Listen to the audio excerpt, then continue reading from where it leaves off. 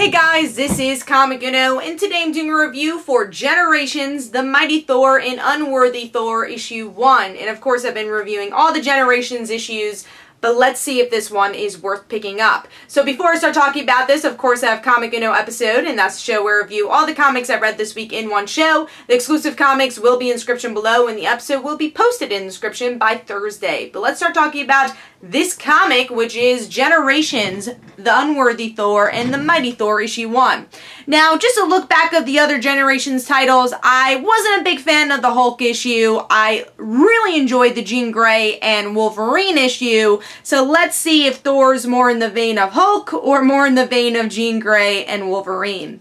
Beautiful cover here, though. We get to see both Thors fighting for the hammer, and we have Apocalypse in the background, so I thought that was pretty cool. And artwork is solid, I feel. I like the colors for the most part. It's a little damp, but it gets the job done. I wish Doderman was artist for this, though, just because I'm so used to that gorgeous art style from Doderman doing Thor, but I understand he's doing the regular Thor book, so he didn't have the time to do this one. But like I said, it's solid, not mind-blowing, but solid artwork. But let's see what's going on with the story.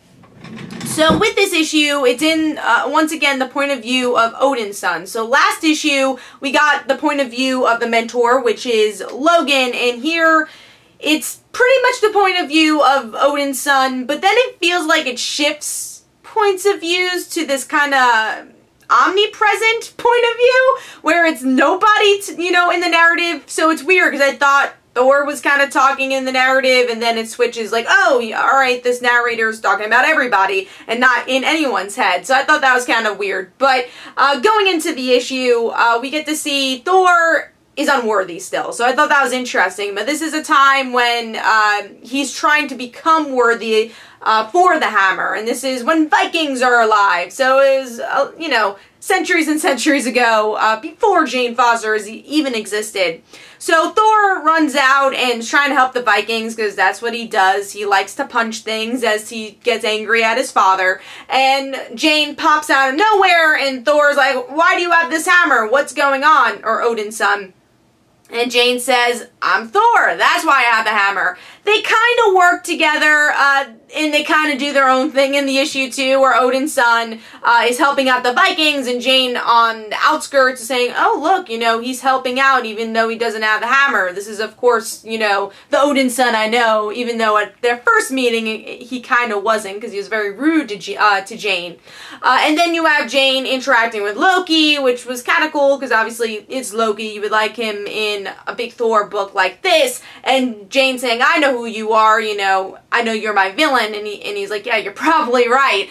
So that was an interesting interaction, but by the end, Jane kind of realizes Thor's fight, or Odin's son's fight, is always for humanity. So it's Thor, obviously has been debating, should I be Thor forever and not Jane, that way I don't die. So it's still this debate in her mind, and did this Avenger help her to kind of figure out what route she wants to take in the future of the Thor books. And then the ending, you get something that actually progresses Marvel Legacy and the upcoming Thor books, and that is Odin had a relationship with the Phoenix. So I think this is going to play more of a part of Jane's story of the death of Jane Foster.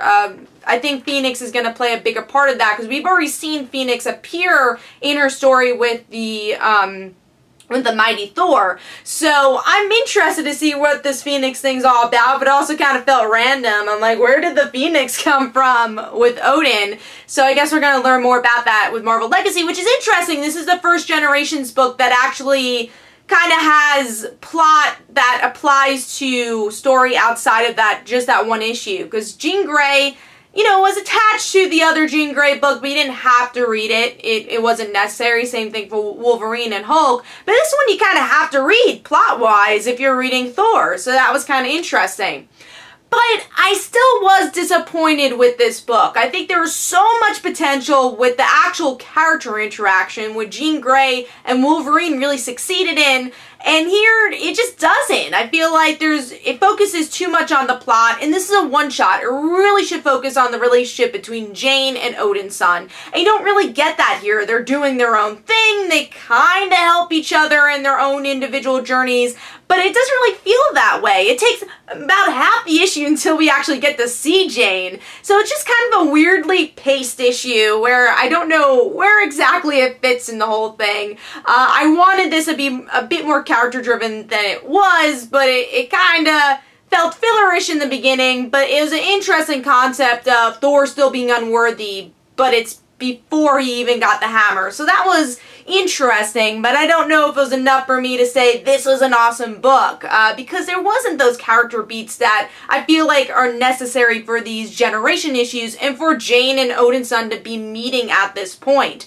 So overall, it's not a bad issue. Again, the artwork is solid. There's definitely some things worth picking up here, but it just wasn't exactly what I was expecting. So I'm going to give this issue 3 stars. Hopefully you guys enjoyed. This is Comic Don't forget to follow me on Twitter. Don't forget to like my Facebook page. Also, description below, there are links to my comic book, Like Father, Like Daughter. And don't forget to like the Facebook page of Like Father, Like Daughter. And I'll see you guys later. Bye.